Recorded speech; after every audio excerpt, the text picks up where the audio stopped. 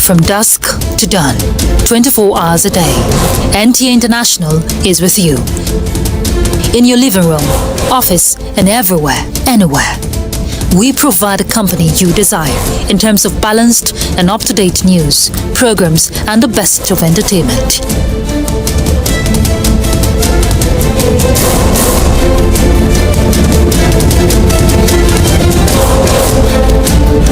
Tune in to DSTV channel 251, GoTV channel 91, Freeview channel 264, or live streaming via www.visiontv.co.uk. Application for iOS or Android. You can also see us on Facebook and YouTube for quality content on the go. NTA International, Africa's window to the world. Wash your hands, love each other, we go, we know. Corona, na the virus, we dey worry human being. You no get let go, but it dey waka from person to person. But we fit beat am, we fit stop am, if we maintain good hygiene and practice social distancing. We go, we know.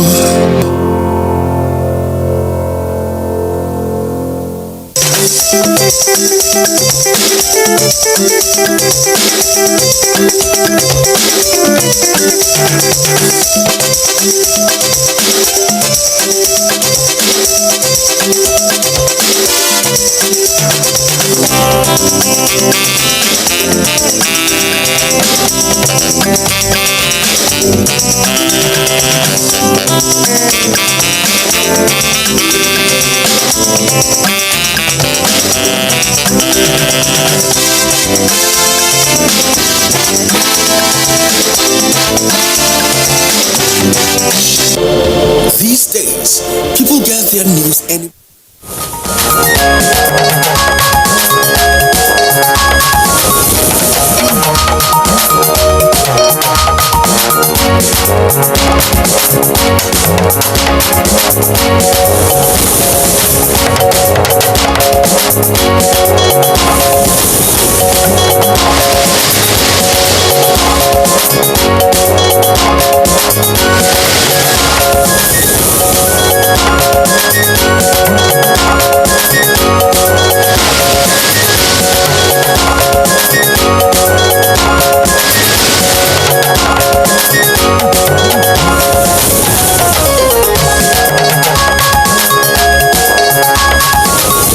Towards enhanced agricultural production, federal government concludes provision of credit facilities to 5.4 million farmers across the country.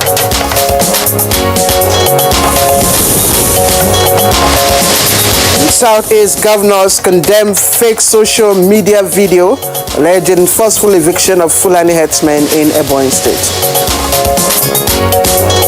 I want the public to discountenance it, and the Governors Forum condemn this act and against messages that tend to divide us.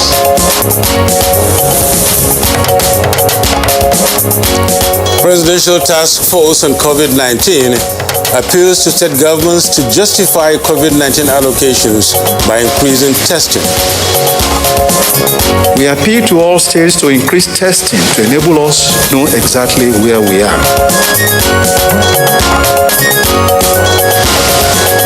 On Good Morning Nigeria today, we shall discuss 774,000 Special Public Works Program.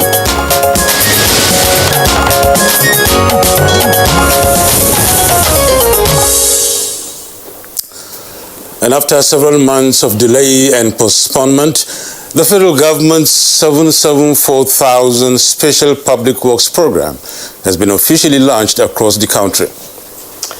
Indeed, the program is designed to engage 1,000 unskilled people from the pool of unemployed residents in each of the 774 local government areas in public works for the next 3 months.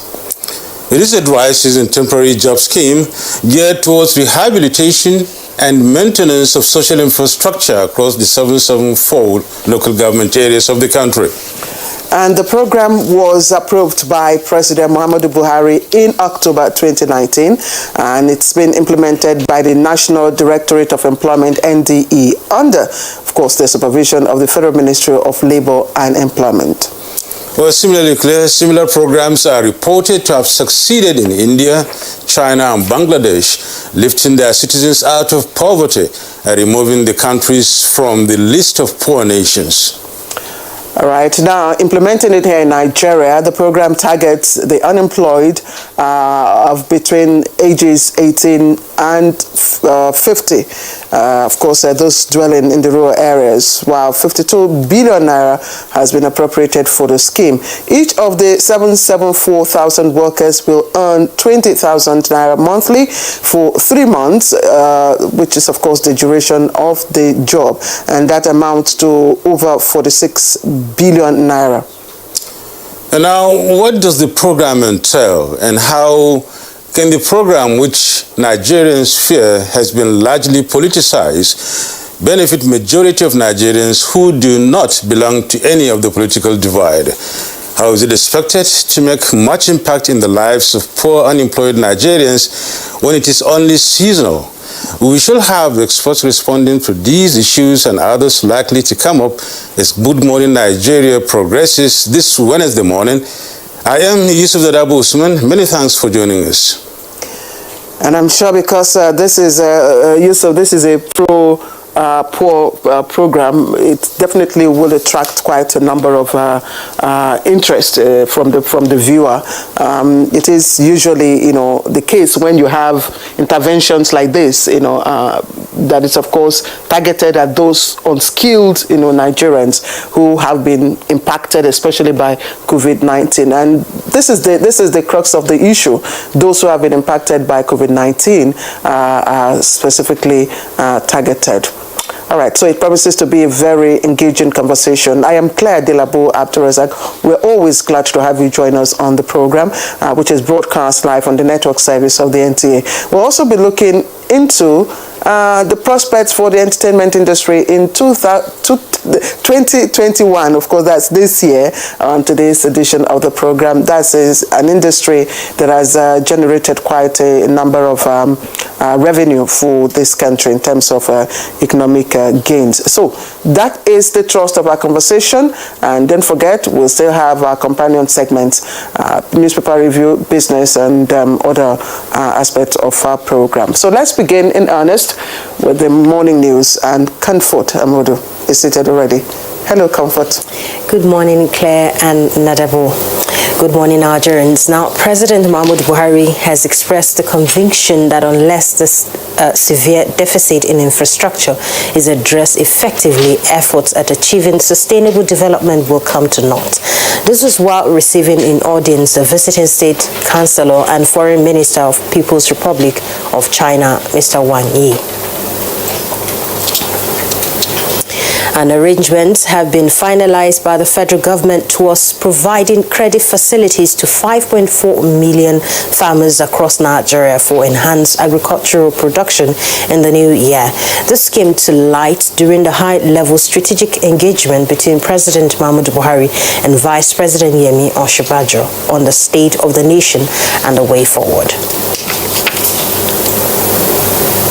Meanwhile, Vice President Yemi Osinbajo, during a virtual meeting on Tuesday with management of the Northeast Humanitarian and Innovation Hub, pledged the support of the federal government and the National Economic Council, NEC, in the establishment of a social innovation and research institute aimed at developing skills and building capacity for social innovation.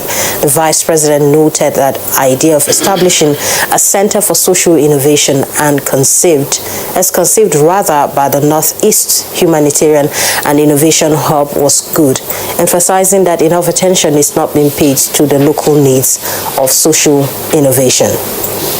And the proposed institute, Vice President notes, can do enough rather in terms of capacity building and leveraging on ideas, and also making a lot of innovations relevant to demands and needs here in Nigeria.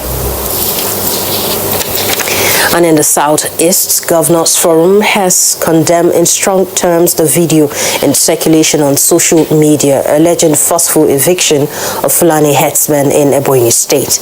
The chairman of the forum and governor of Ebonyi State, David Umahi, in a press briefing after the virtual meeting in Abakaliki, said the video, which aims at causing tension in the country, has no truth in it. Fulani settlement that decided to move to Taraba State and retain some of the family members in Ebonyi. And a politician, as we have intelligence gathering, went to put a voice and say that it's the Igbos that are chasing away the herdsmen from Ebonyi State. Such a video went very wide and was causing panic in other parts of the country. That is very, very much uncalled for. I want the public to discountenance it, and the Governors Forum condemn this act and against messages that tend to divide us. Now, COVID-19 infections are increasing daily in the country, especially among health workers and corps members. Chairman of the Presidential Task Force on COVID-19, Boss Mustafa, who revealed this at Tuesday's briefing in Abuja, appealed to state governments to justify COVID-19 allocations they have received by increasing testing. YSC engagement, out of the 35,419 in batch B, 731 tested positive compared to 108 recorded during the batch A. When we compare ourselves with 3 weeks ago, the number of new cases per week has tripled. We appeal to all states to increase testing to enable us to know exactly where we are. And some 1,354 new cases of coronavirus have been recorded in 20 states and the FCT, increasing the total number of confirmed cases to 92,705. In the breakdown of these 1,354 new infections, Lagos has 712, the FCT has 145, Plateau 117, Kwara 81, Kaduna 54, Sokoto 39, Oyo 38, Rivers 37, Gombe 21, and Enugu has 20. Akwa Ibom has 16, Bauchi and Delta 14 each, Ebonyi 13, and Anambra has 9, while Taraba and Edo confirmed 8 each, Kano 3, Osun and Ekiti 2 each, while Ogun has 1 new case. Now, the FCT, Lagos, Kaduna, and Plateau states are still leading in number of cases per state chart as active cases increased to 14,990 across the country. The number of recovered and discharged patients also increased to 76,391, while 1,319 have died from COVID-19 complications. In other news, the Organization of the Petroleum Exporting Countries, OPEC, has requested all underperforming participating countries to submit their plans for implementation of the required compensation for the overproduced volumes to the OPEC by the 15th of January 2021. The organization just ended 13th ministerial meeting held virtually, acknowledged the need to gradually return 2 million barrels per day to the market, with pace being determined by market conditions. And the meeting reiterated the need to continue closely monitoring market fundamentals and including non-declaration of cooperation, supply and its impact on the global oil balance and overall market stability in order to achieve the objective of market imbalancing and avoid undue delay in the process. And it also decided to hold the next joint ministerial monitoring committee meeting on the 3rd of February 2021. And that concludes the morning news highlights. Claire and Yusuf will continue with the 2 topics of discussion on Good Morning Nigeria after the break. Good morning.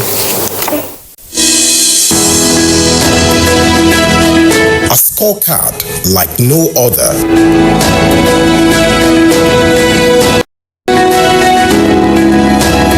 Government is put in place measures and initiatives principally targeted at youths, women, and the most vulnerable groups in our society. These included broad plan to lift 100 million Nigerians out of poverty in the next 10 years, the creation of 75 billion naira National Youth Investment Fund to provide opportunities for the youths, and the Micro, Small and Medium Enterprises Survivor Fund, through which government is A. Paying 3-month salaries of the staff of 100,000 micro, small and medium enterprises. B. Paying for the registration of 250,000 businesses at the Corporate Affairs Commission. C. Giving a grant of 30,000 naira to 100,000 artisans and guaranteeing market for the product of traders. These are in addition to many other initiatives such as farmer money, trader money, market money, N-Power, N-Tech, and N-Agro. These and more in spite of a recession and a global pandemic.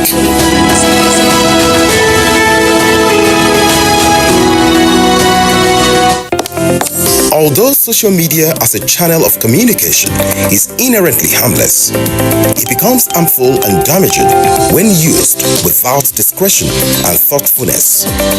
Bad social media users spread rumors and fake news without verification, but good social media users stop, reflect, and verify information before sharing it.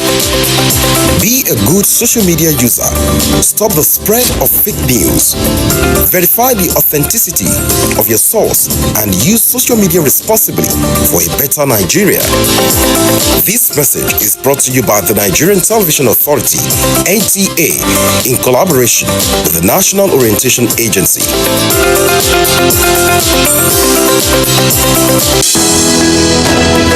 The Council of Our Fathers. My advice to these young people is please do not take us back to those harrowing days. You probably do not know what it is. Nigerian youths, let's build our nation together.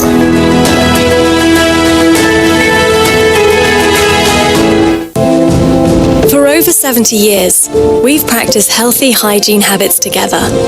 The world needs us to keep our fight going against germs. So let's wash our hands for 20 seconds regularly. Dettol. Protect what's worth fighting for.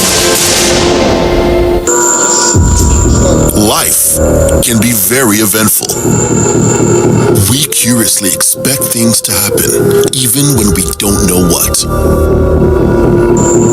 Our human nature makes us like and repost lots of information. Some are unverified, inciting anger and hate. Sometimes innocently, other times the urge to break it first. This, in most cases, has caused destruction in many nations.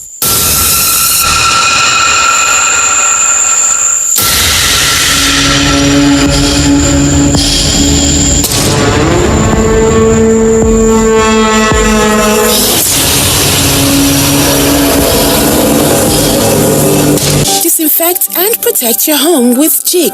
Jik kills 99.9% of illness-causing germs. Disinfect floors, kitchen and bathroom surfaces, and wash white cloths, towels, and dishcloths with Jik bleach. Just Jik it. Disinfect and protect your home with Jik.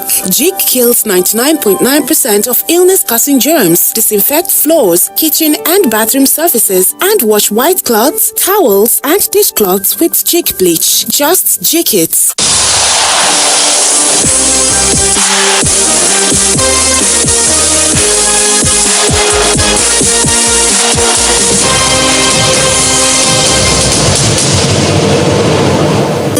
Dear customer, link your Airtel number to your national identification number today.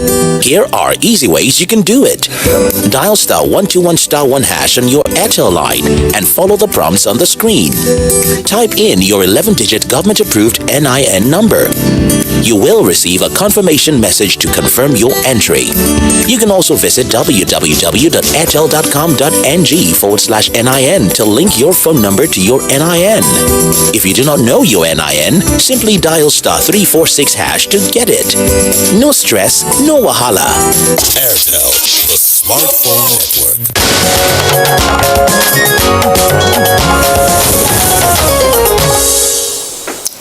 You're watching Good Morning Nigeria, reaching you live from the Nigerian Television Authority, the NTA. Nigeria's economy to witness appreciable growth in 2021 with the commencement of the African Continental Free Trade Area. Details of this on Business News. Almost everything that comes across the border is actually agro-based. If you remember, tomato, salt, sugar, and all that, that's what comes across mostly. It's mostly foodstuffs. With Africa becoming the leading hub of free trade area in the world, following the takeoff of the African Continental Free Trade Area, key players posit that Nigeria has the ability to unlock and unleash Africa's vast economic potential in the regional and global market through export of other key agricultural produce. Value chain in terms of producing, processing, and marketing.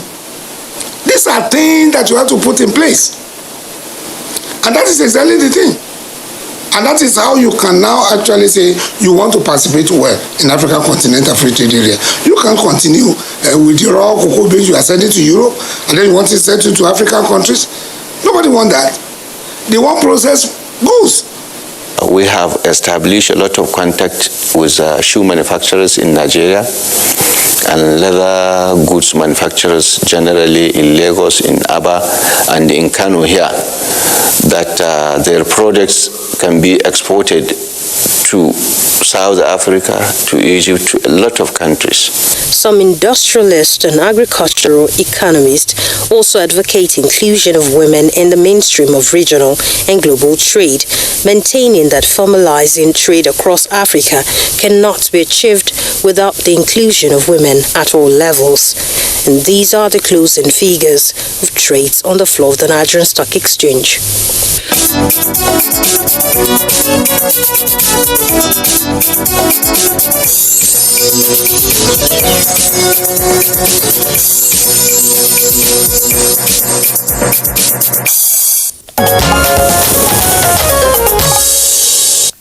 All right, that was our business news, and let's move on now. Newspaper review is coming up next.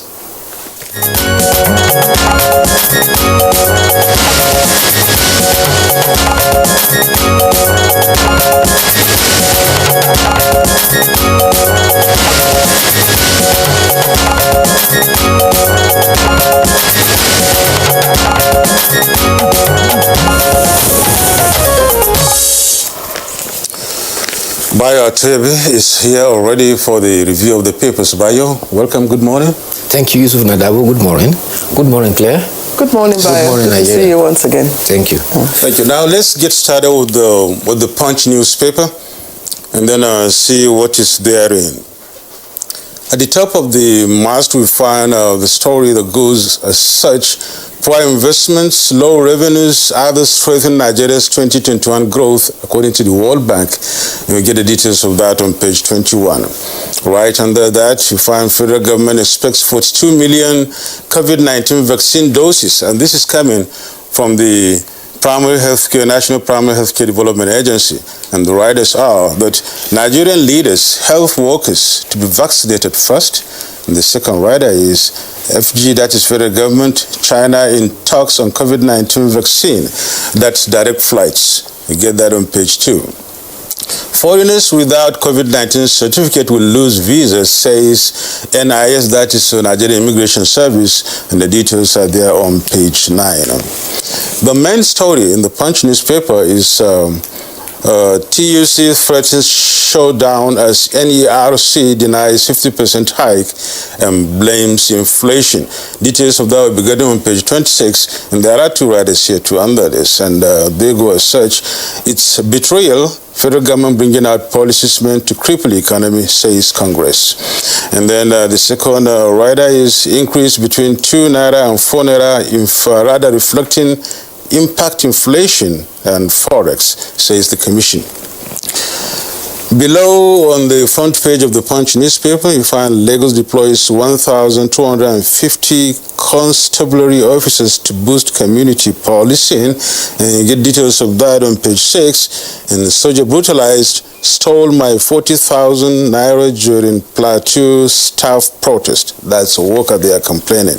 You can get more from this, get more of this story on page 11. And the ex-Fin Bank MD, Mosu, jailed 3 years for 10.9 billion naira fraud. Still on page 11.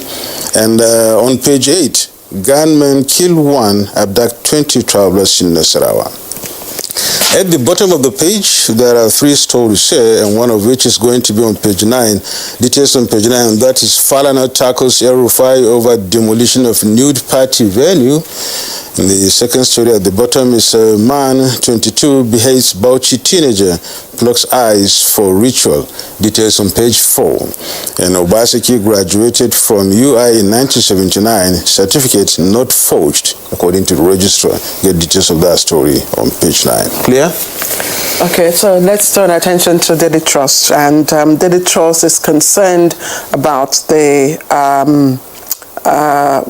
trending electricity tariff hike. And it captions its lead story. Concerns over fresh electricity tariff hike comes with a number of riders there. As NERC OK's increase, businesses suffering, manufacturers and artisans will resist it, NLC, and PDP asks Buhari to rescind decision. That's the lead story from the Daily Trust. The other story is trending on the paper, just below the nameplate. 2023, Igbo leaders demand presidential tickets from APC and PDP. It's on page 6.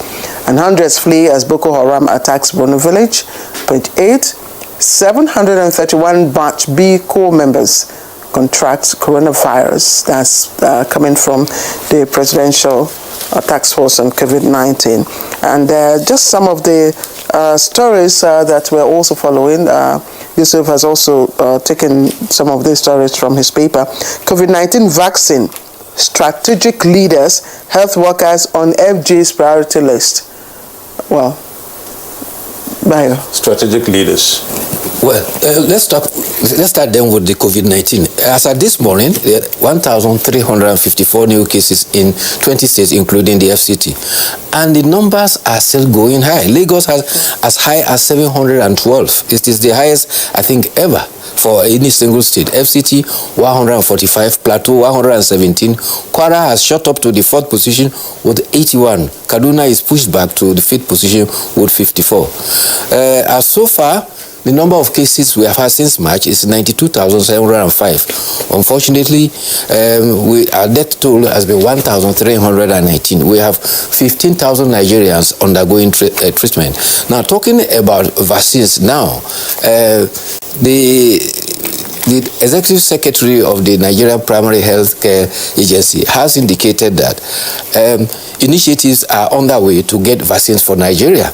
And he says that when the vaccines are available, the first batch is to be delivered by the end of this year. And the priority list for those who will be given the vaccines have been listed. They are to be given to frontline health workers, first responders, national leaders, people vulnerable to coronavirus, and the elderly. Faisal Shaibu says that to eradicate COVID-19, Nigeria needs about 70% of the population to be vaccinated. But so far, we are expected to have about 42 million of the vaccines for COVID-19, and that will be coming as far back as later in the year. But as by the end of this month, we are expecting about 100,000, and this is in the field of the Pfizer and biotech, which will be administered. Meanwhile, the China Foreign Minister Wang Yi was also in Nigeria for bilateral talks, and Nigeria is exploring the possibility of also acquiring vaccines from China. There are 6 approved vaccines that have been administered around the world. There's Pfizer Biotech in the US and Germany, and also Moderna. There is the AstraZeneca Oxford in the United Kingdom. There is also Sputnik in Russia. China has Sinopharm, and India also has Brahma Pharm. Well, the other key story dominating is the reported increase in tariff. There has been increase in electricity tariffs since January 1st, and the Nigeria Electricity Regulatory Commission says this increase is to first reflect the increase in inflation, which is now at 14.9%, as well as increase in the foreign exchange rate, which is 379.4 naira to $1. Secondly, it is also to comply with the Electricity Power Sector Reform Act, which allows a biennial, twice a review in every year. According to this, there are supposed to be 4 bands A, B, C, D, and 4, and the increases have been ranging from between 2 naira to 4 naira. However, there is an explanation that the tariff for households and businesses with less than 12 hours of power supply remain frozen and it's being subsidized, so there will be no increase in those areas. Meanwhile, the Nigerian Labour Congress has already reacted and describing the tariff as deceitful, especially that there is a joint technical committee set up involving the NLC and the federal government to review the tariffs, and they are saying that why is this review going on when the committee has not concluded its job. Meanwhile, other countries are while other countries are providing palliatives for their sovereign citizens, Nigeria is increasing tariff in an era where the economy is actually down. They say the hike in the tariff is not only going to affect the general cost of living, goods and services, but it's also going to compound inflation, which is now about 14.9%. But yesterday, I'm sure I saw that news flash. The NERC, came out to debunk that this increase in electricity price tariff. I think I saw that. Well, the Nigerian Regulatory Agency has actually given the rationale, the 2 grounds upon which the increase has been agreed upon. And some of the discourse have already reported that they are waiting for the circular from Nigerian Regulatory Agency. And the papers have gone to the extent of even giving a breakdown. In fact, I can tell you that in Band A, the maximum demand is now to increase from 59 naira 15 kobo to 59 naira 15 kobo to 62 naira 33 kobo. In Band B, it's from 53 naira 62 kobo to 56 naira 33 kobo. In Band C, from 44 naira 91 kobo to 46 naira 91 kobo. You know the explanation I get from some of the stories I've read concerning this is that that the NERC is claiming not to have increased prices, but to have expanded the bands. So, is there a difference? Is there any difference between expansion of the bands and price? Well, the bands, there are 4 bands, band A, B, C, and D. The last band is those who get less than 12 hours of electricity. That area, there will be no increase. But the previous band, A, B, and C, they are supposed to be marginal band, and that is why the summary is that the ranges in increases range between 2 naira to 4 naira for what it was before. Well, the NLC generally is kicking against the whole thing, the whole exercise, claiming that it shouldn't have been because there is supposed to be some negotiation before that one is concluded. And if you can recall, was it in November or thereabout when negotiations were going, when the 2 issues came up, the PMS price and of course the tariff on electricity came up for discussion and negotiation between the government and the labor union. One was solved, and that is the PMS issue, and the other one was being shifted to 2021 January thereabout for further negotiations according to the NLC. And now here we are today with this price or tariff increase, which The NLC is claiming that it has not been consulted, and of course, more or less like an arbitrary increase, and they are saying there's going to be a showdown with the government on this. I think it's a precarious situation. You have the petroleum sector deregulated.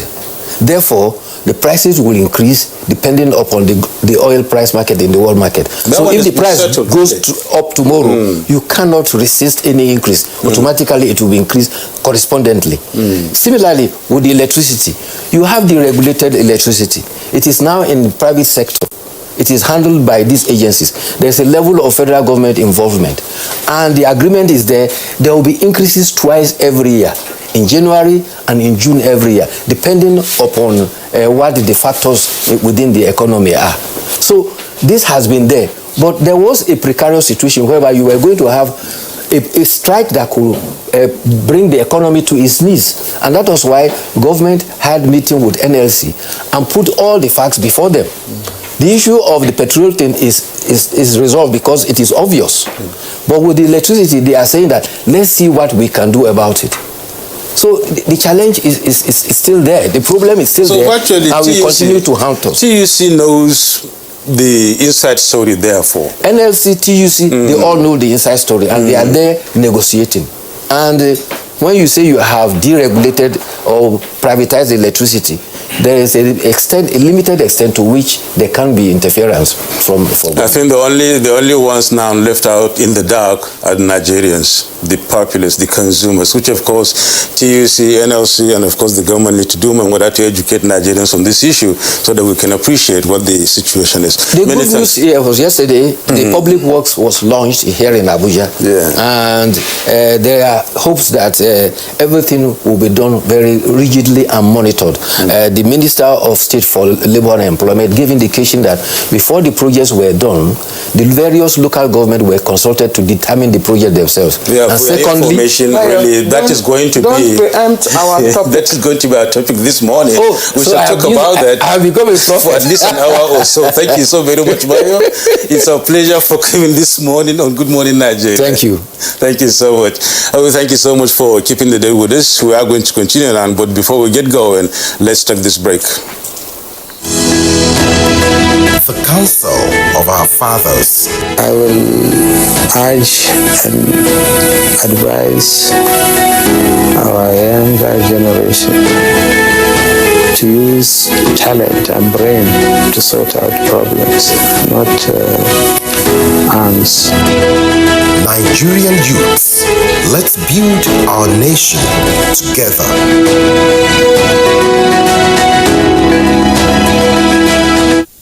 In my house, we may look alike, but we are very different individuals. My adorable twins, they look so alike, but they don't like wearing the same things. And my little man, I had to find out the hard way because I've been trying to teach him my way.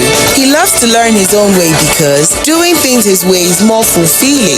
Everybody believes their way is best. That's why Golden Penny Pasta is our favorite meal, because due to its non-stickiness, it allows me to satisfy everybody just the way they want it. Golden Penny Pasta, made with durum wheat, is tasty, nutritious, a source of protein and fiber, and non-sticky. So you can cook, serve, and eat your pasta just the way you like it. Go on and enjoy your Golden Penny Pasta the way you want it. With Golden Penny Pasta, your way is best. For over 70 years, we've protected our homes against germs together. And now is no different. So let's disinfect and protect our floors and surfaces every day. Dettol. Protect what's worth fighting for.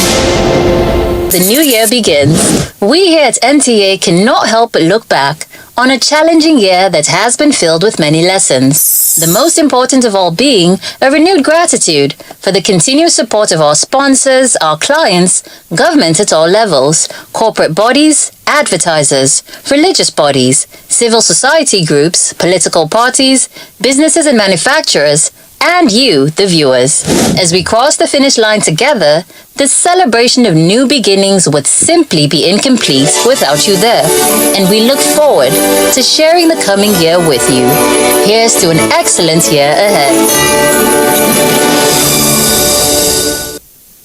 Nigerian youths are about the greatest assets the country has at the moment. It is therefore not surprising that the administration of President Muhammadu Buhari is strategically responding to the yearnings of the youth through multiple projects and programs. Youth Entrepreneurship Support Years by Bank of Industry, the Youth Investment Fund by the CBN, and several other conditional cash transfer programs. Recruitment of 774,000 social workers, majority of whom are youth, and so many other projects that are beneficial to youths directly or indirectly.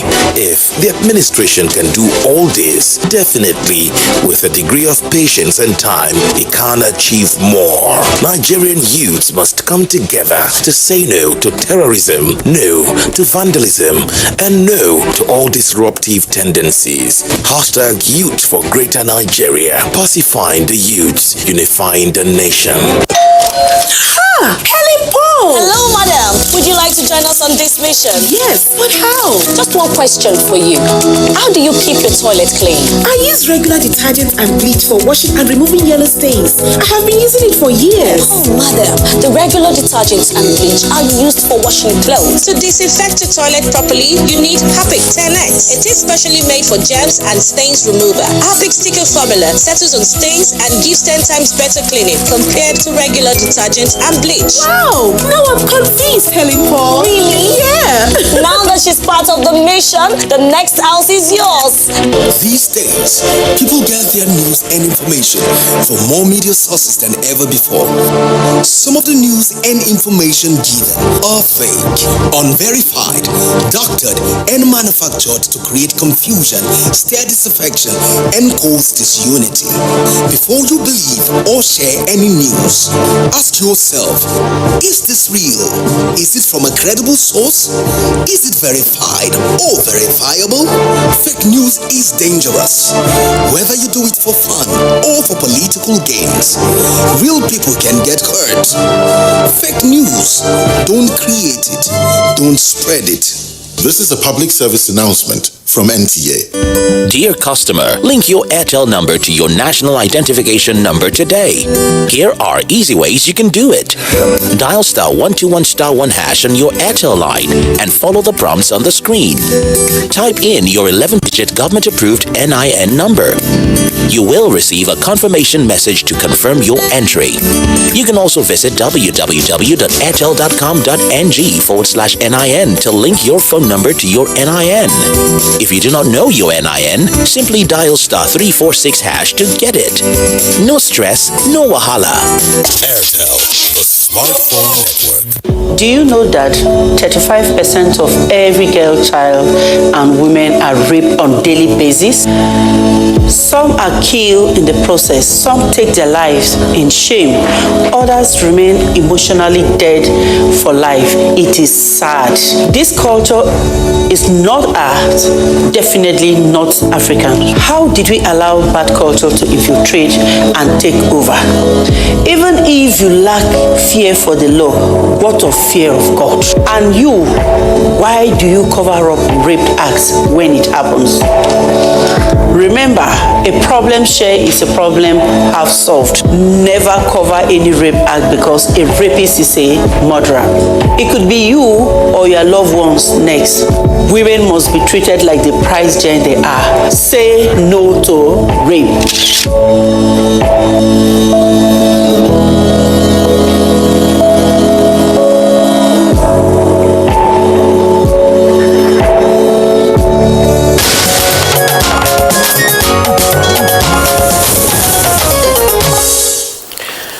All right.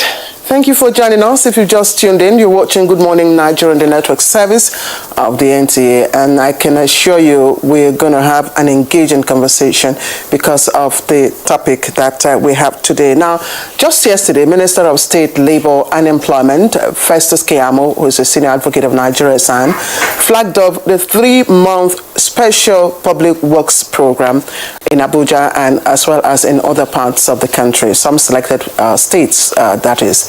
Now, at the flag off, the beneficiaries were nudged to become self-reliant, and that's after the initial 3-month program. But just before we kick off our conversation, let's listen into Emmanuel Ayimiro's report. He witnessed the ceremony yesterday.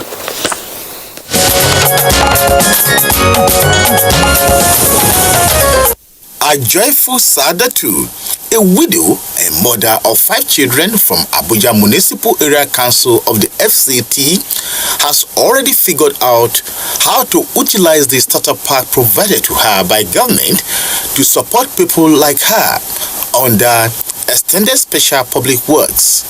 She is among the 1,000 beneficiaries in the 6 councils of the FCT.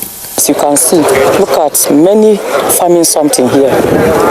With farm, I'm able to get many things out of here. Not until I say this by that. All this will be wheezing at the farm.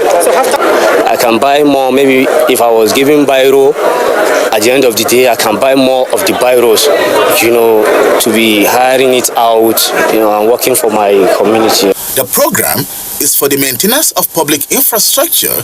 Every local government is to identify any preferred project of their choice. For us at the NDE, we are confident that the proper implementation of this program will contribute significantly to the upliftment and provision of succor to unemployed Nigerians. Apart from the transparent and proper documentation of all participants already captured by designated banks, with supervisors appointed in all electoral wards of the country, the concern raised is the exit strategy of the program. The Extended Special Public Work starts from January the 5th and will last to 4th day of April 2021.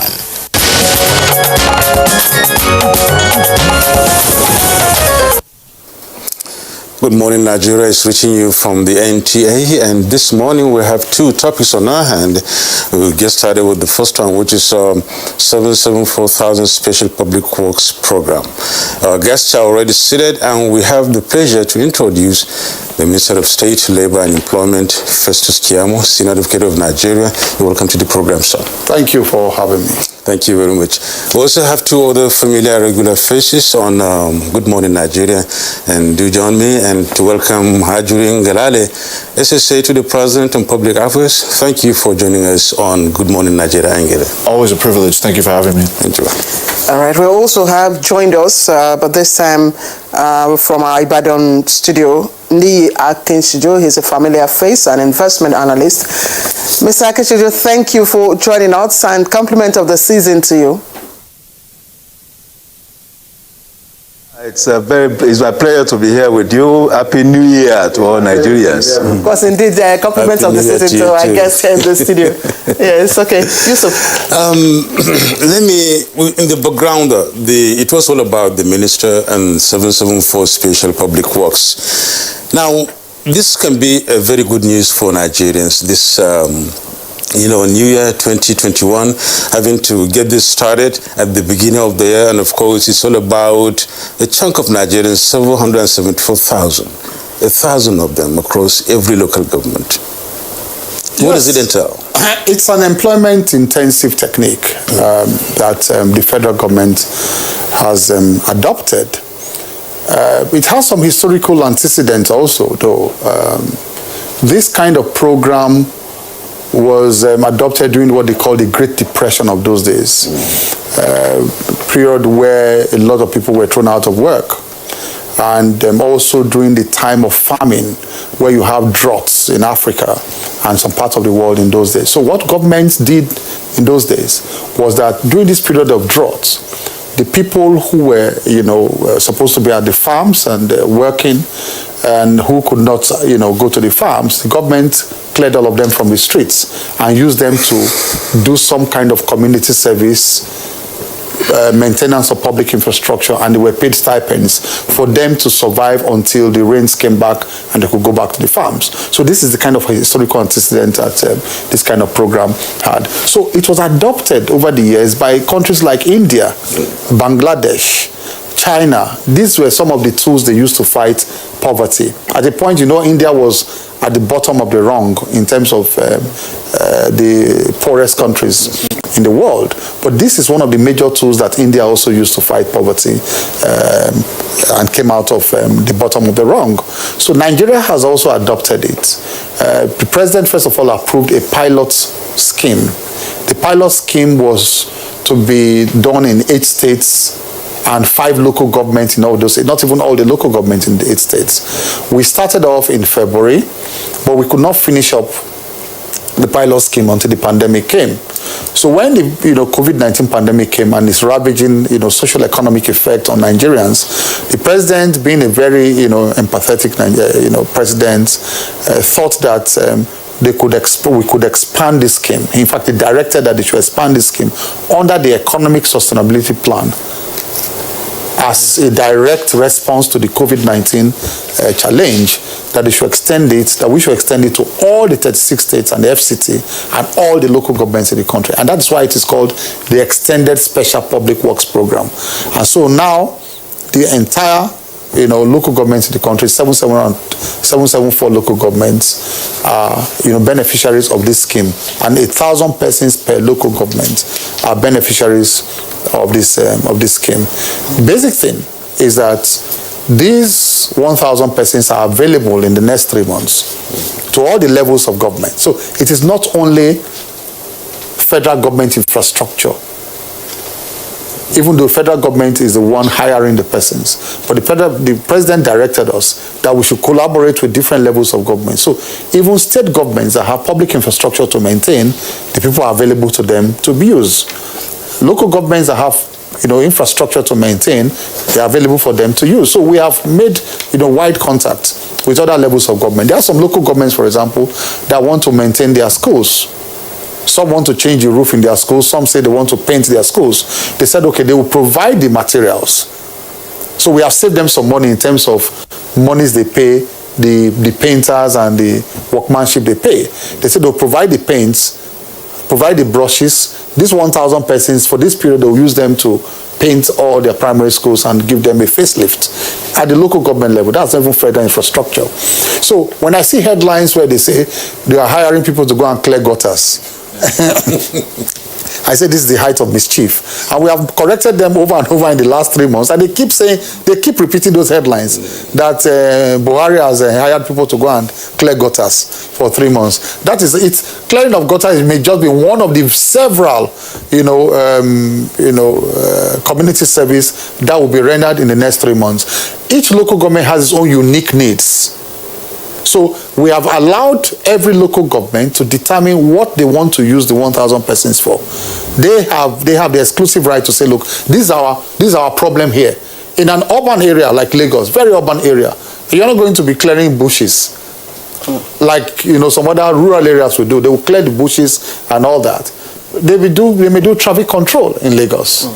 You said this is an employment intensive scheme. Yes. And I just would want to ask,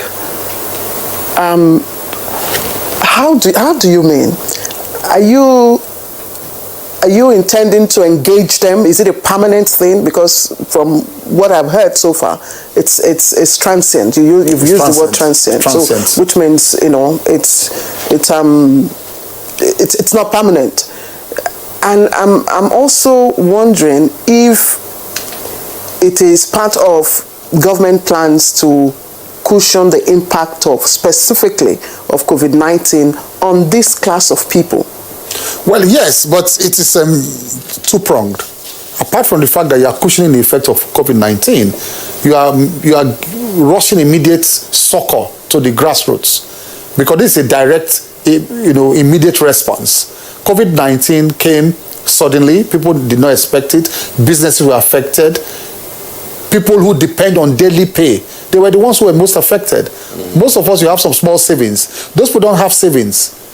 They are the ones who go out every day with shovels and hoses. You see them along Maraba Highway. They wait every morning. They don't know where to go. They will just be waiting for people to come and say, oh, there's a site where we need to clear. They are carrying concrete in one place. Follow us. And they go, they work for that day, and they must be paid that day, not the next day, because they depend on that money that day to go back home and feed their children. That's how bad it is for them at that level.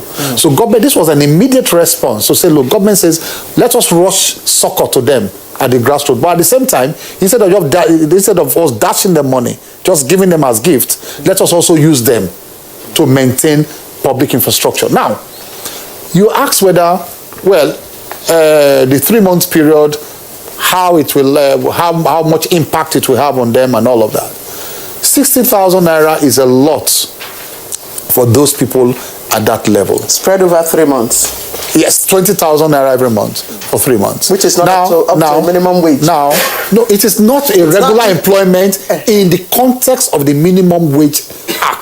So that is what the distinction you must make. It's not a regular employment. It's just a temporary engagement. And even the engagement may not be the 8 to 4 kind of employment that you envisage under the Minimum Wage Act. They may work for 2-3 hours every day and then go back to their regular routine for the day. Okay. So you cannot calculate it in terms of the Minimum Wage Act.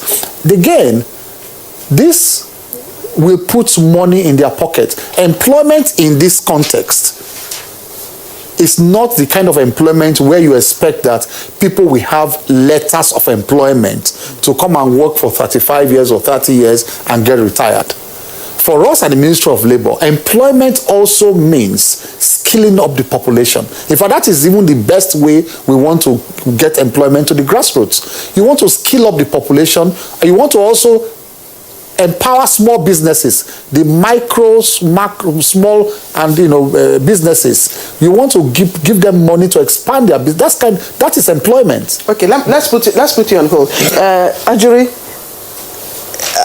I don't know what the current unemployment statistics we have at the moment, because again, these are the unskilled people who earn daily, make daily earnings. They may also fall within the class of unemployed, right. If you agree with me.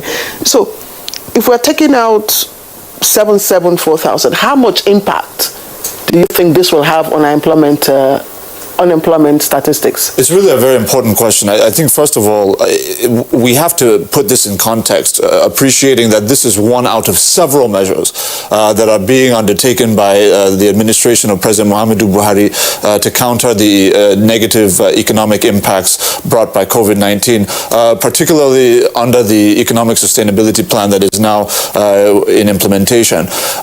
First of all, when we talk about the Special Public Works Program, as the Honorable Minister has clearly articulated, there's quite a number of facets to it. I think it's really very important to also note that the way the program has been structured, it has been structured in a manner that takes into account all of the requirements and needs of the other sectors. So, for example, when we talk about agriculture, what is one of their major problems? Transport and logistics.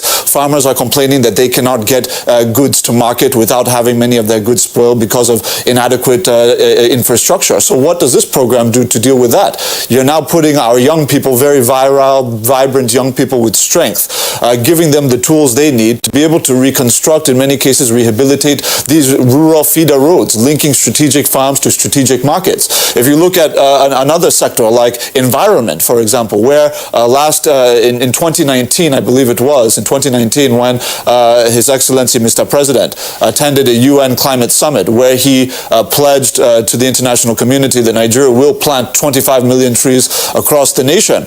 Now you're seeing our young people, as part of this program, also being involved in working on orchards and planting trees. So all of the various sectors, the needs of the various sectors are being taken into account within this program. It's not just a random, employment program where we want to just engage people. No, we want to engage people within the larger context of what we need to achieve achieve to develop an inclusive economy that works for all people across all sectors. And I think the other point to mention here is, in as much as that is how the Special Public Works program is structured, it's important to note that there are other programs under the Economic Sustainability Plan that is dealing with the issue of unemployment. I want us to look at this. It's a very laudable, poverty alleviation measure, right. Given, of course, the success rate in the climes where they have been applied. Mm-hmm. But I am looking at the deepening of it and its impact vis-a-vis our employment ban. Well, that's where I want to. That's exactly where I'm going to. You see, when you look at, for example, how when you're upskilling young people, you're giving them skills, you're giving them tools, and of course there's capital they're taking from it as well. It's very similar, not the same, of course, but very similar to what we did with the 500,000 on Empower, which the president has recently and very graciously approved the expansion to 1 million. Is you're giving these young people an opportunity to start their own micro and small enterprises. And that's really very crucial. I think when we look at the unemployment rate in the country today, one of the conversations I don't think is being had enough in the public domain is the fact that our National Bureau of Statistics and the reports we have on unemployment still do not take into cognizance tens of millions of Nigerians who are operating their own MSMEs in rural communities, in market squares, people who are running stalls in markets, and shops across the country. Many of these individuals are operating well above the poverty line, which is of course $1 a day. Imagine 500 naira a day. You extrapolate that over the course of a month, you're looking at about 15,000 naira. Many of our informal economic actors are making much more than 15,000 naira in a month, but they're being quantified and calculated as unemployed Nigerians. That's something that has to be addressed. I think if we can dimension that properly, we would have a much clearer picture as to what the unemployment rate is. But the last point I want to make is, aside from Special Public Works Program and Economic Sustainability Plan, you also have what we just launched last week, the National Social Housing Program, where we're going to build 300,000 homes, creating 1.8 million direct jobs for young Nigerians in the construction subsector, engineers, artisans, carpenters, electricians, quantity surveyors, accountants, etc. Yes. Ajuri, you've made some valid points here, and I guess Nia Kinsuju really want to respond to that. And in addition to even what you said, talking about the economic sustainability part of the FG, and of course the not all inclusiveness of the NBS statistics, talking about those that are going to be concerned. Nia, let's look at these statistics very well. The Honorable Minister said it's all about those who don't have anything doing, specifically per se as running or having some income per day. Rather, they depend on the day for what they are going to get. And these are the ones that are going to be mopped up the street and then be given something to do at least for the next 3 months. And they will be given some stipends at the end of every month, I guess, the minister? Absolutely. Yeah. And when you look at this, these are people that really need something daily. And these are the ones that are not being captured so much exactly in the NBA statistics most of the time, because they are very much, very common and on the streets. What do you see, how do you see this playing into the Nigerian, economy and having to move it forward, since we're now going to have them included in the whole, job system and, of course, skill provision mechanism of the government?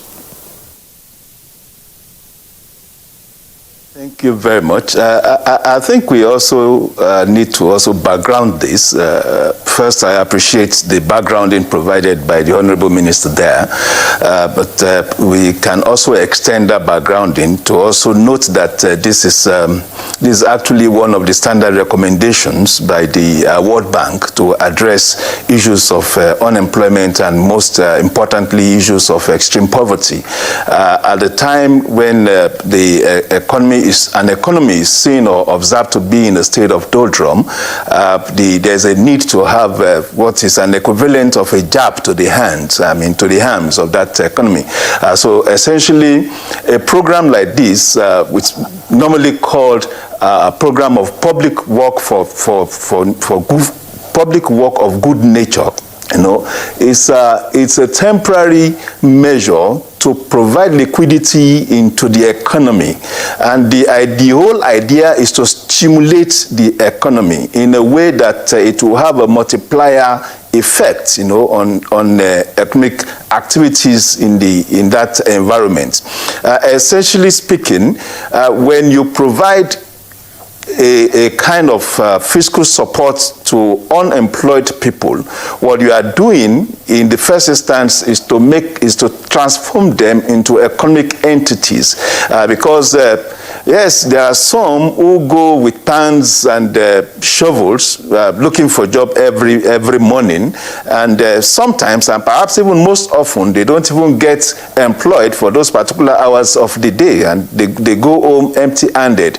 And essentially, these are also household leaders, heads of households, in some cases. So in economic terms, the most important element in an economy is the household. So where the head of the household who provides money, is unemployed and cannot, consistently provide such, it does not only impact negatively on the well-being of that household, but it also translates to a reduction in the momentum of economic activities in the larger economic space. So by empowering, even if it's for a given period, that household, what you are doing is to create a new energy around that household, a new economic energy. And this economic energy transforms that household into an economic entity. So for me, we are going to have something near a 50 billion naira injection into the economy over the next 3 months. Now, what that translates to is that at the basic level, at the local government level, you are increasing transaction values and volumes. And of course, what that means is that you are providing people with this 20,000 naira to be able to set off transactions, buying and selling. The rice seller, the rice vendor on the corner, the pepper vendor on the corner, the retailer, the mineral seller, the soft drink seller, and all that get to have a boost, in what they sell, demands for what they sell. Now, what that translates to is a move out, in the inventory of manufacturers. So the more you have people buying things, at the local level, in the market, as it were, it translates to a move out, a reduction in inventories of manufacturers. Now, many manufacturer concerns will tell you that if there's no money, if there's no liquidity in the economy, it has a negative impact on their inventory. And the earlier inventory move out, the earlier goods move out of the warehouses of manufacturers, of course, the faster, the profits and capital are accumulated. Now, what this translates to eventually is that the more inventories are moved out, the more production capacity are likely to increase, all things being equal, and when production capacity increases, the likelihood that there would also be employment creation, in pari passu with production increase, as it were. So for me, it's a whole universe being created, One, you increase demand for products and services at that local level. By doing that, you are also increasing the capacity of the companies producing these products and services, to produce more. And as they are producing more, it also means that there will also be a need for them to employ more people to engage the machines and other resources of production in a way that eventually you will not just have those 4,000 just being engaged. At the end of the day, there is likely to be more jobs opportunities created from this particular program, as it were. Akinsijo, thank you. I didn't expect anything lower from you. You have looked at it from, as usual, the financial perspective, looking at what this, would mean for our economy. And I liked your terminology, what we're going to intend to make out of the beneficiaries. You said they are economic entities, which, of course, like Ajuri said, whether they become self-reliant and all that. That's very, very interesting. Thank you, Nii. So it's important. I was just yes, I was just point out. Yes. Just to add and more information to what my brother Ajuri said, that the entire economic sustainability plan is not just this 50 billion, 52 billion. There is a total 2.3 trillion package under that plan. We are aware of that. Yeah, so it's important Nigerians know. No, we are aware of that. The president was that, empathetic. Honorable Minister, you see, when we look at this whole issue, and we have very limited time for this program, I wish it's going to be maybe about 2 hours for us to talk about it. Unfortunately, we do not have much time to do that. But let's hit it, all right? When you mentioned, mopping up, those on the streets, and of course, Nia Kinsuju said, households, really, which is very important, empowering the household, really empowers the family, and by extension, the community, and there we go. It goes and grows and grows. 20,000 naira, right? Monthly for 3 months, okay? And these are people that hardly, when they go out every morning, they get what they would eat for that day, and then eat it up. Next day, they go out for the next day. How is it going to be 20,000 naira monthly on the start, or monthly at the end of the month? Or how is it going to be? Because these are people that don't have savings. They don't have anything on the ground. When you say maybe at the end of 30 days, then what's going to happen before the 30 days? How is it going to be? Well, there's no hard and fast rule about that. The implementing agency that I supervise, we could sit down and talk about that. But then normally, if people work before they get paid, so at times you pay them, they won't work, they'll just walk away. So we expect that they do some kind of work before they get paid. But like I told you, it's not a full-time engagement.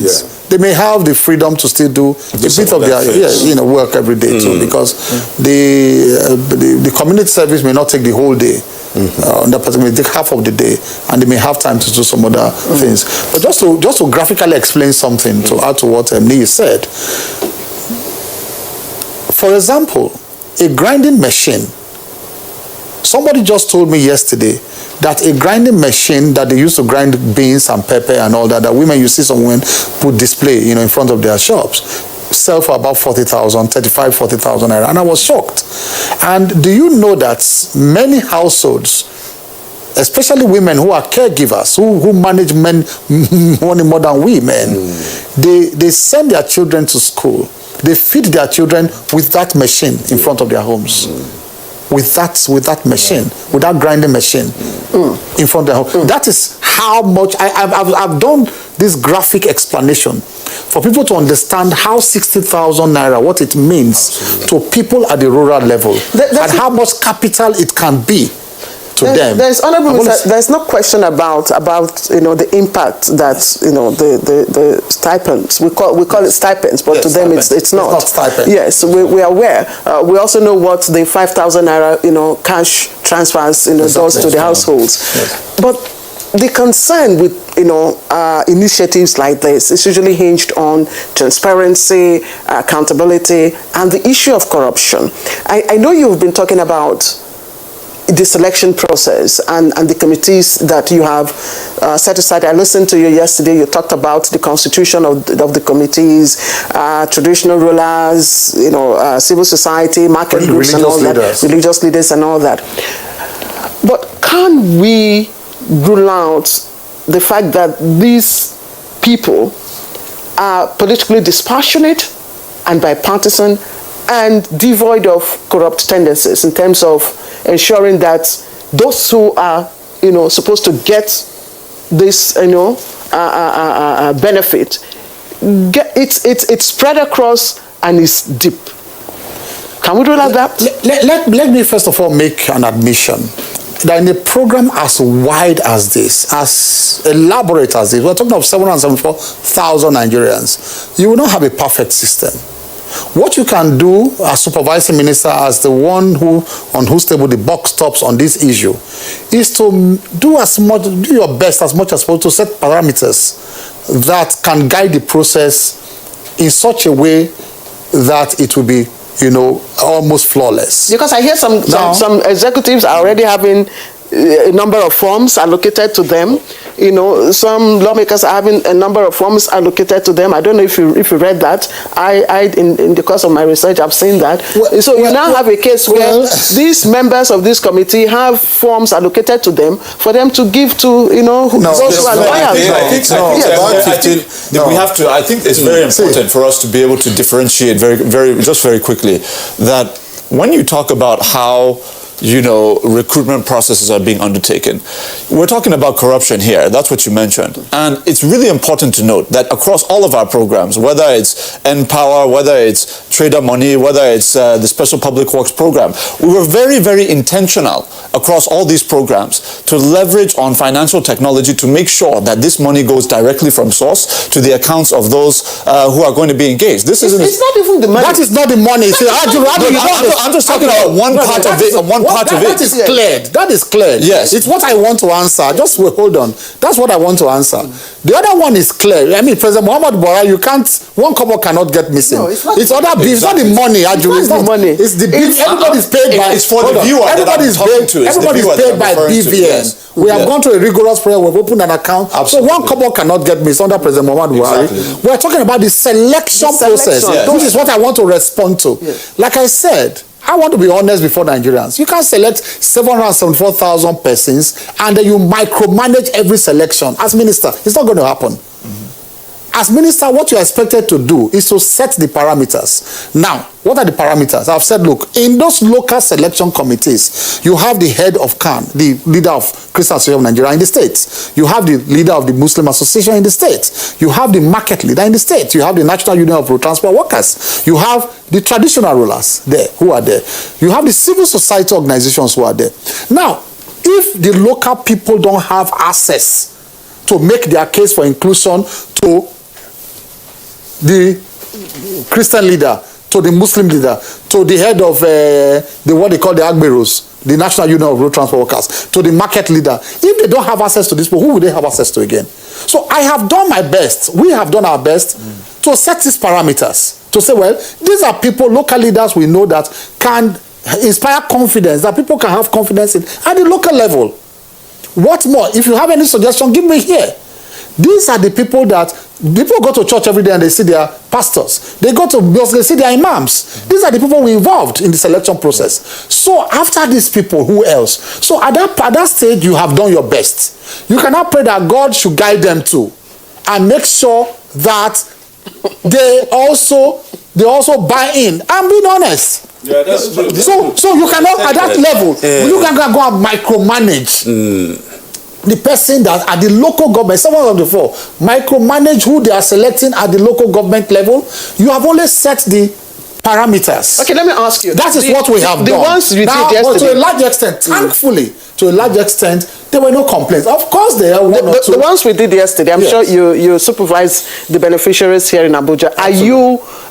Can you beat your chest to say, yes, these are the beneficiaries, desiring beneficiaries? Because the ones they don't appear, they look robust. No, let me make it clear to you first of all that it is wholly not a program that is 100% for itinerant workers. The president said we should collaborate with other ministries that also will like to buy into the program. So what did we do? We set aside a small number of those who are educated, who can read and write, who will supervise them. Don't forget that they need supervisors. Instead of us, that's what I tried to do to also manage the budget. Instead of us to now go and get outside the 1,000 persons to go and recruit supervisors to supervise the work. I said no as minister. If I cancel that part of the budget and saved about 500 and something million there to go and hire supervisors, I said out of the 1,000 persons, let us get supervisors amongst them. So what we did was to say, okay, people who are unemployed, young graduates who are unemployed, who can read and write, who can supervise them, we set aside about 150 per local government. The National Population Commission also required that they needed some of these 1,000 persons for demographic survey in the last 3 months, for the next 3 months. So for National Population Commission, they won't use itinerant workers, those who cannot read and write. So we set aside a certain number for the National Population Commission too. The NBS, we were just talking about the National Bureau of Statistics. NBS also came to us and said they needed about 50 persons each from every local government to carry out surveys for the NBS out of the 1,000 persons within these 3 months. So we set aside some educated persons for the NBS, specifically for the NBS and the NPC, within the 1,000 persons. It's social work they want. So, do you understand what I'm saying? Yeah. I wish we have more time to talk about. There's so many. There are so many issues in there. It's all right. And Ajuri, when we got the information that we'll have this discussion, I actually put a personal call to some people from my, because I'm in Nigeria and I come from different states. I told you I was in Rivers. So I put a call to some people, but the awareness, they were shocked that such recruitment had already been done. Well, there's no doubt that I think when you have this fixation, I think in the larger public domain on issues like, the headline will be National Assembly versus Festus Keyamo. That's the headline. And they're not focused in on the nuts and bolts of the program, how it works. This is exactly what I'm talking about. Is when we have an opportunity to make people aware using media platforms and even direct engagement, what often happens is we fixate on some of these other more sensational issues around the program as opposed to the issues that matter to those who will be participating. How do you get involved? How do you register? How does the recruitment process work? I think that's been one of the challenges. But aside that, if you look at the level of interest and participation that we've seen, I'm on every day, it's 4 or 5 radio stations across the country engaging with people on the Special Public Works program and other programs. People are more aware than we think they are. I think the challenge we have is making sure that they have confidence in the implementation of the program so that whether the program is extended, because you're talking about maybe potentially the issue of whether there's longevity, we don't yet know the final answer to that question, but we do know that it's possible that 1, it could be extended. Number 2, it could be an annual affair. And we also know that it's very possible because the private sector is watching. They know these young people have been upskilled. They know they now have capacity to be able to do things within the private sector. They can be employed. And then the final option, of course, is that if you look at batch A and B of N-Power, out of the 500,000, 100,000 have started their own micro enterprises. So why can't these young people within the Special Public Works program do the same? So we're quite optimistic, given the industrious nature of Nigerians, given their willingness to work very hard, that our young people are going to take make the most of the opportunity and run with it. All right. Thank you so much, Ajuri. Let's cross over to Nia Kinsuju finally on this program. Encapsulated in your parting, thoughts for this program, let's hear you talk to us about how, sustainable could this program be? Just briefly, we have very few minutes remaining on this program, this segment of the program. Well, as a poverty engagement program, I think it's sustainable. It's sustainable to the extent that, 1, we need to first commend the administration, the president and his administration, for being conscientious about, 1, acknowledging the needs of the poor in Nigeria, and secondly, creating avenues to circle out the Nigerian poor. Various governments that we have understudied had more or less given just lip service to addressing the issue of poverty. If we are able to do this every year, for instance, we can be sure that we will not just be expanding the economy, we'll be increasing our GDP. As we increase our GDP, it is automatic. As we increase our GDP and we have more economic activities, more employment opportunities will be created, more jobs will be created, more people will be engaged. So it's principally about focusing on the people, away from targeting what we call job for the boys. They are 2 different things. So I think this is commendable. 774,000 Nigerians out of employment temporarily for the next 3 months. It's commendable. Yes. We may see it as a short-term thing, but I am saying that within it is an organic, organic probability of extending and widening the economic scope. Very much, Nia Kinsuju. Thank you for joining us on this topic and this program this morning. Finally, Minister. Yes, your parting thoughts, please, briefly. Yes, I'd just like to ask, this initiative, usually, if you look at the success template, it's very effective. And but you have saying this is like a pilot stage. So the pilot stage was over. It's been over. Okay, so this is the extended special public works. Okay, so would you consider sustaining it, like Niyi is saying, maybe elongating it, making it, an annual? That will be the decision of the president, but it depends on the success That's why I said that we achieve in the next 3 months. Yes. It has to depend on the success we achieve in the next 3 months and the effect we see that it has on public infrastructure and also on the economy. I would, of course, be recommending if we have achieved some huge success. Like I said, there's always been a tool to fight poverty, and in the past, we have to make this point as a parting statement. We have to make this point that in the history of Nigeria, no government has thought of engaging the very bottom of the rung of, in terms of hierarchy of workers in Nigeria. That is the very bottom of the bottom. No government has thought of sweeping them off the feet, off the streets in a massive, way, comprehensive and massive way like this. 1,000 per local government is a lot. At that level, we're not talking of young graduates. Most programs in the past have addressed young graduates, skilled workers and all of that. But unskilled laborers, no government has addressed their problems as much as this problem as government with this program. And all thanks to President Muhammad Buhari. And before we finish, I must thank the president openly for giving us all the support to make sure that this program begins. And all the hiccups and problems we faced. But the president has been extremely wonderful. He gave us all the support till this minute for us to begin. At the end of the 3 months, we'll have you here again. Absolutely. I don't even think it should be at the end of the 3 months. It should be much earlier. As we go on. As you go on, so that we keep appraising the progress. We want to get the minister's commitment. All right. Many thanks, Festus Kiamu, for joining us this morning. And of course, Ajuri Ngerade, it's our pleasure being here this morning on this topic. You two will need to have more of you on this issue because, as I said earlier on, we should be having much bigger time, really, to discuss this issue because Nigerians are interested in that. Absolutely. Yeah, Kiseji, it's our pleasure. We thank you so much. That brings us to the end of the first part of this program. Now, we take a break, and then we'll be back in a moment after the break for the continuation of the conversation on the entertainment industry. Please stay with us.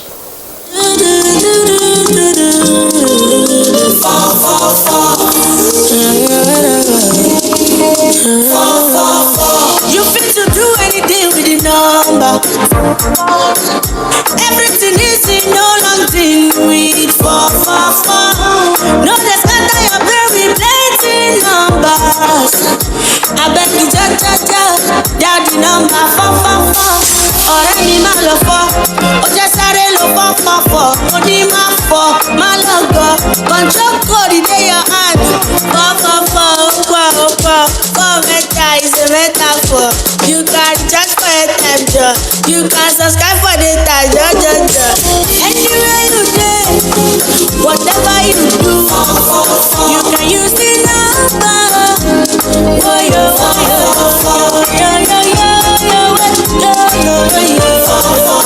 Airtel, the smartphone network.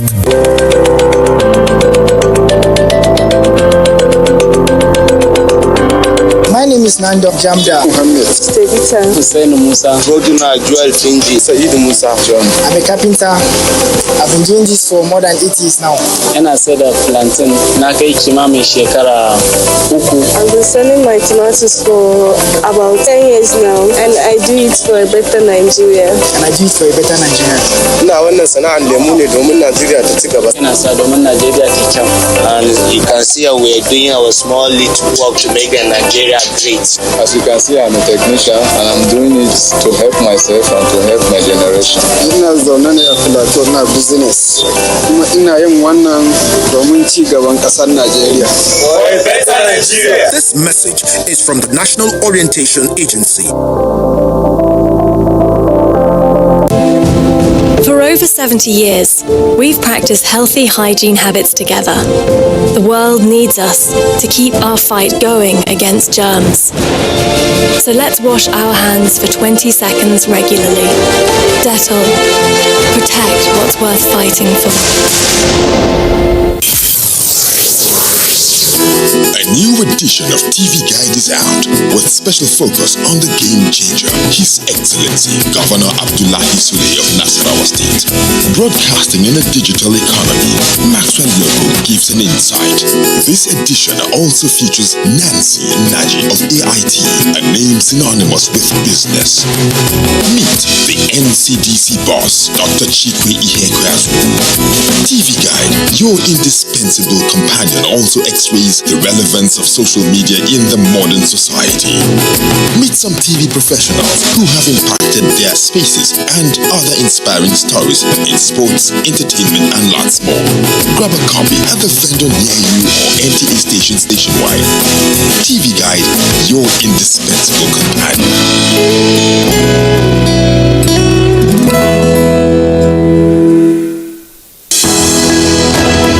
Dialogue, empathy, love, and unity.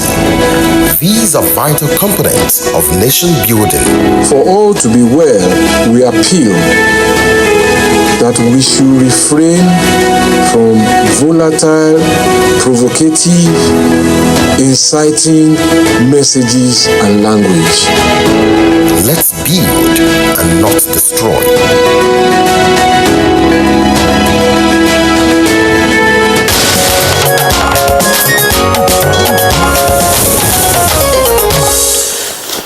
Thank you for remaining with us on the program. It's still Good Morning Nigeria on the network service of the NTA. Now let's move on to our second conversation for today, and that's on Nigeria's entertainment industry. The Nigeria's movie industry has become very huge since it sprang up in the 1990s, becoming the second largest film producer in the world.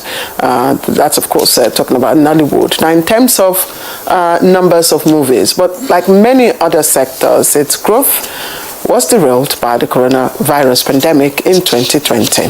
So let's listen into Yemi Ajayi's background before we commence our conversation.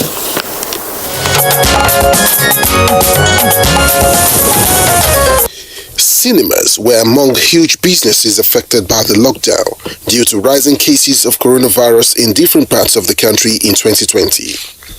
Movies and music producers were all affected by the restrictions on large gatherings. The comedians could not organize shows, neither could the musicians. In February, the Headies Award was won, which had gatherings of stars to honor outstanding performances. It was held in an atmosphere devoid of COVID-19 protocols, and this led to many of the attendees testing positive for the virus shortly after. On the good side, this, however, made actors in the entertainment scene to think outside the box, presenting an opportunity to up their games with the social media as the new entertainment platform. Average Nigerians turn to social media apps for entertainment, with some of the renowned stars now releasing some skits, singles, and collaborations in conformity to the social distance policy of the federal government. The innovative ingenuity of the entertainment sector was challenged. Digital streaming services and social media became the platforms for the traditional media players as well. And with a smartphone and internet connectivity, many became content producers, producing video and streaming online for their fans. Despite the prevalence of COVID-19 in the country, especially after the lockdown, standard movies and producers were still able to release some quality production with millions of naira to their credits. Now that we have officially welcomed 2021, how can the sector recover from the loss of the past year? And since COVID-19 is still much around the corner, what measures have been put in place to ensure regular activities are not derailed? These are some of the questions guests from the entertainment industry will be responding to very shortly.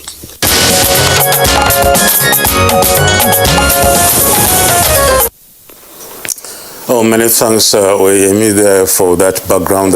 Now, after the world just endured, stakeholders in the entertainment industry poised for a healthy